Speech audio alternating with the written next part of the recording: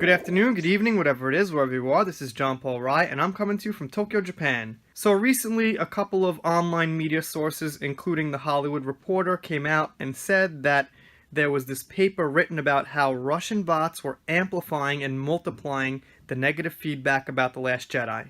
I believe Ryan Johnson sent a tweet about that, and this seems like tabloid news at first, where it's like, when you were younger, you go to the supermarket and they've got those stupid tabloid papers like the National Enquirer, and it says like aliens invade school teachers' lunch or giant lizard lives on top of the Empire State Building. Just ridiculous news you know isn't true, but you buy the thing just whatever for a couple of shits and giggles. So of course I checked out the Hollywood Reporter article, and I also checked out the actual paper. Now the thing is, the paper is 32 pages. I read about a fourth of it and I skimmed through some of it. From what I saw, it was mostly about why people did it, why they would want to do it, and not necessarily so much about how they did it. Like I said, it's a long paper, so there might be more in there about that, but that's the gist I got from what I saw. So let me just jump into the Hollywood Reporter's article just a little bit, and the first thing they come off and say is, did Star Wars The Last Jedi destroy the franchise and permanently rupture the fandom as its critics have accused it of doing? According to a new academic paper by researcher Morton Bay, the answer is clearly no. So for me personally, what did it was a treatment of Luke Skywalker. I feel like absolutely terrible because that happened. I just hate it. It's hard for me to even look at Star Wars products now. And I know damn well there are millions of people like me who feel the same way or pretty damn close. And no matter what you say, you can't erase that, you can't cover that. That's just going to be something that the box office is going to deal with. So let me continue reading here.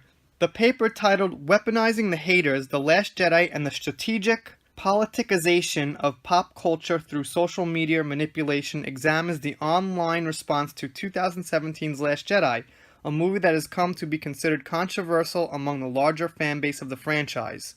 Bay suggests that the reputation may not be earned and instead finds evidence of deliberate, organized political influence measures disguised as fan arguments, as he writes in the paper's abstract. He continues, the likely objective of these measures is increasing media coverage of the fandom conflict, thereby adding to and further propaganding the narrative of widespread discord and dysfunction in American society. So dysfunction in American society partially hurt The Last Jedi.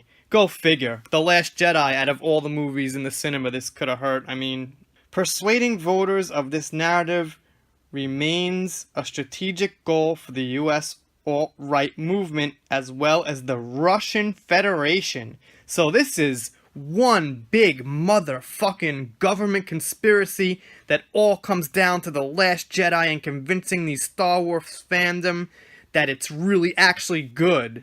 Wow, that seems like really silly. The paper analyzes in depth the negative online reaction, which is split into three different camps. Those with a political agenda, which the movie fucking has itself, which was the problem. Trolls. Okay, there are a certain amount of trolls, but I would say those are even on both sides of people who like it and don't like it. And what Bay calls real fantagonists, which he defines as a genuine Star Wars fan disappointed in the movie, which I personally think is something around 75 to 80%. His findings are fascinating. Fascinating. Overall, 50.9% of these tweeting negatively about the movie was likely politically motivated or not even human. He writes, nothing that only 21.9% of tweets analyzed about the movie had been negative in the first place. Again, we're back to the fucking only 20% didn't like the movie. So what about the solo box office? I mean, the best explanation they had was it came out 6 months later. You really fucking think people who love Star Wars get sick of it after 6 months? Sorry, there's just no defense for that. Continuing, a number of these users appear to be Russian trolls, Bay writes of the negative tweets. So I mean, they first of all have to just completely disrespect Russians. I mean, in them trying to be these social justice warriors and be so right to everybody and right the wrongs of the past and have diversity and women in Star Wars, they let people run wild with their racist accusations about people who hate the movie. Alright, so I'm going to stop there and just give a few thoughts right now. One last thing, Rian Johnson quoted saying, "Looking forward to reading it, but what the top line describes is consistent with my online experience." I'm not sure which top line he's talking about, maybe what I just read or maybe the actual paper, not sure. Okay, here's the thing. Now, I can't come out and say this thing's fake or Disney paid someone to write it, but I could say this. If I was in Disney's shoes, I would be trying to think of ways out of the box as damage control, because the same old damage control methods aren't working so well, if they're working at all.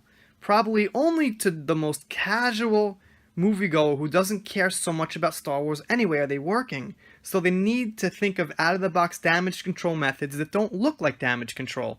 So imagine yourself having a company with $1,000 to spend on damage control. Could you get somebody to write this paper? Maybe, maybe not. A PhD? Probably not if they're well-known and busy. If your company had $10,000 to spend on media things like this, would you be able to get a PhD to write it? Probably. Most likely, but maybe not even then. It'd be hard to get a hold of a well-known university PhD professor. Let's say you're Disney, and you've got literally millions and millions of disposable dollars to spend on getting things like this out to the public. Could you do it? You could do it in a heartbeat. It's not even a thought. Would you do it? Why not? You have to try all these creative damage control things over time because you want people to see episode 9. That's my opinion. That's what I would do if I was Disney. I would think of more creative ways to have damage control get out to the public.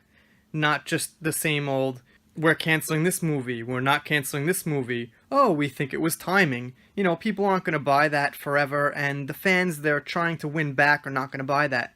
So they're going to try to get more complicated intellectual damage control out there, which this probably is. The likelihood of it being true isn't zero.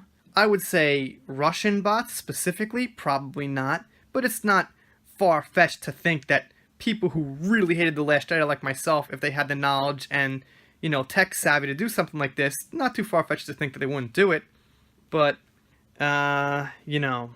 Anyway, that's all I got for today. Like I said, I'm linking everything on the bottom. You guys check it out if you like. This community is growing little by little. Consider subscribing, especially if you've got your own small Star Wars channel, especially your entertainment channel. I do a lot of shout-outs, special thanks, and I will see you next time.